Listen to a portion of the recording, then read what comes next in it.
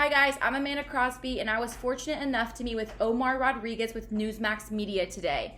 It was really interesting to hear his thoughts and insights on marketing today, so I hope you enjoy. What are your thoughts on email marketing, and why do you think it's so widely used by so many companies? So, unlike television and radio, where you're just getting a general understanding of the people that are looking at your product during commercials, email marketing can tell you how many people are opening and how many people are actually interacting with your offer.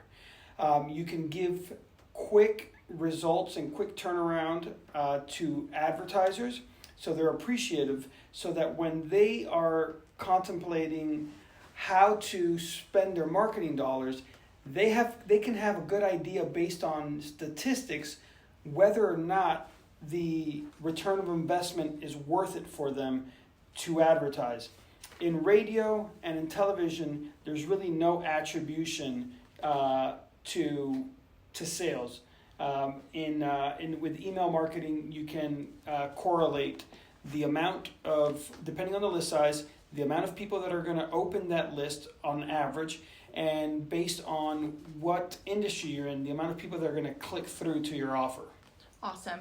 And as the society evolves, do you think email marketing will start to die down or become more popular?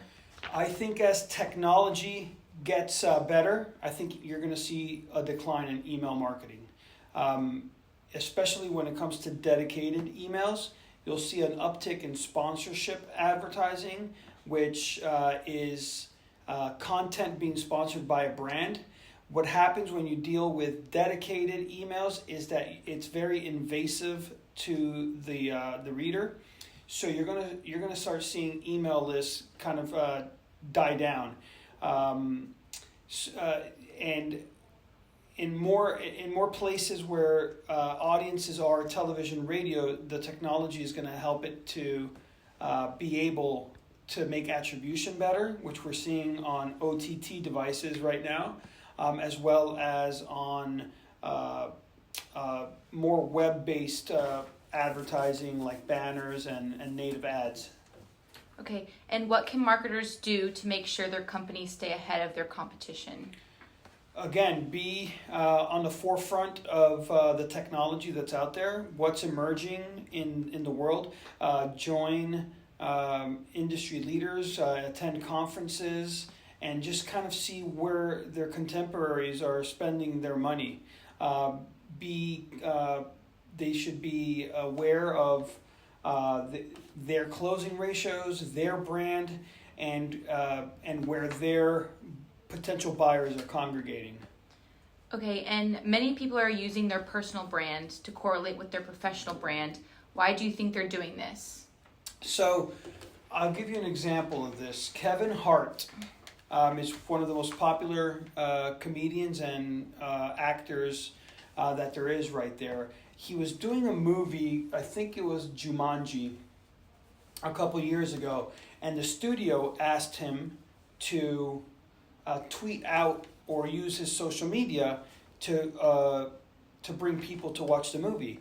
His response was, "What does my personal social media have anything to do with this movie?" Which was the professional brand that they were looking. So he used his professional brand is his personal brand, and he said, in order to do that, you have to pay me marketing dollars to post it out there. So I think what happens is people build their personal brand and build themselves as influencers so that they can use this same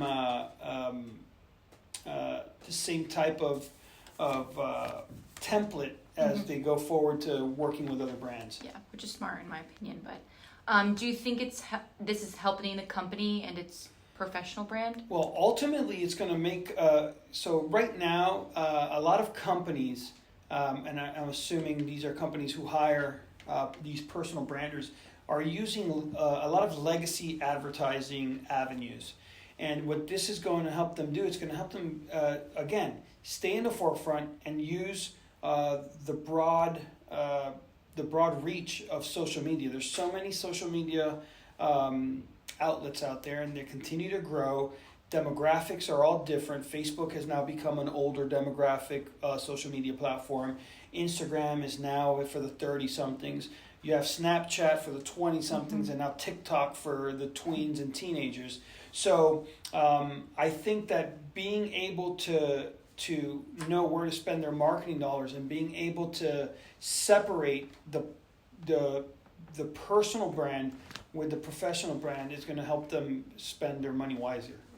Yeah, and we just talked a little bit about social media, but what are your thoughts on social media marketing? Again, it's there's so much analytics in social media where you're able to get so many data points on your audience, where you can market something to 23-year-old blonde girls taking a master's class or in marketing, and there might only be 120 of them, but you know where to find them, you know where to get it, and you can really target it and charge a decent amount, make a decent amount of money for your advertiser, and not spend, like you would in traditional outlets. Mm-hmm. And with digital marketing becoming so popular, do you think traditional marketing such as billboards and print will start to disappear? I think we're seeing that now, right? It's not as prevalent as it was before. We still, here at Newsmax, we still have 156,000 subscribers to our magazine. We still have subscribers to our regular print newsletters for health and finance. I think as that population who grew up with holding something in their hand, dies off, you're going to start seeing less and less use of. I don't know if it'll ever go away just because of the novelty of maybe having something like that. Yeah. And then as for billboards, I think traditional billboards, you've already started to see them go away. Now you'll see more digital billboards, but as long as people drive, there's going to be billboards. Yeah.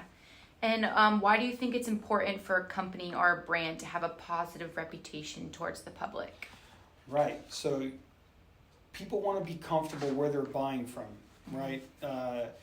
It could be the most delicious pizza in the world, but if it's run by Nazis, you're probably not going to eat there, right? So you want to make sure that you'll see that a lot now with brands. They don't like to take a stance one way or another. Even for Black Lives Matter, it's not until this latest uprising that's happened, people are so scared of their brand integrity or their brand being associated with something, that something as easy as supporting that Black Lives Matter becomes a topic where it makes people want to boycott your brand.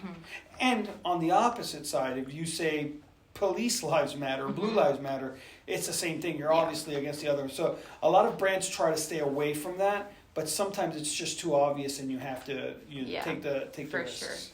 And kind of back on personal branding, do you think a negative personal brand of a CEO would affect their business brand, and why? Well, I think you've seen this already, right? Papa John's, he's no longer part of that.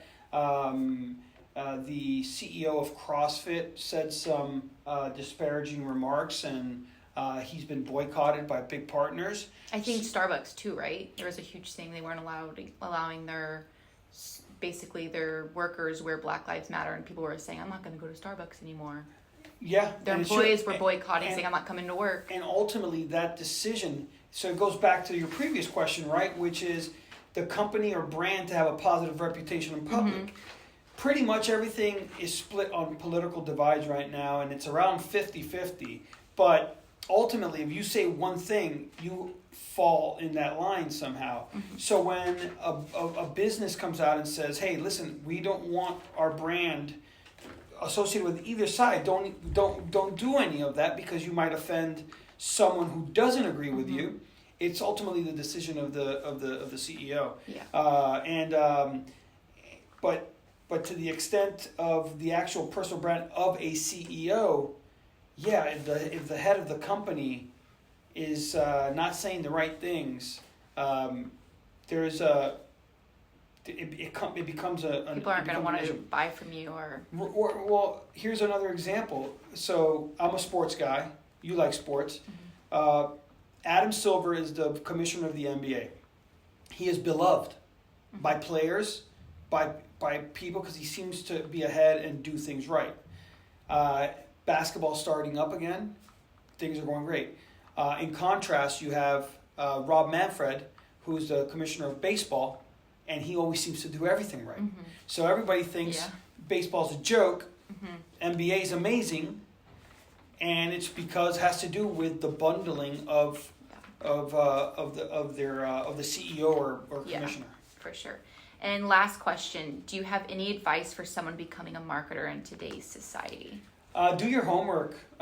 Be ahead of the trends. Subscribe to as much literature as you can.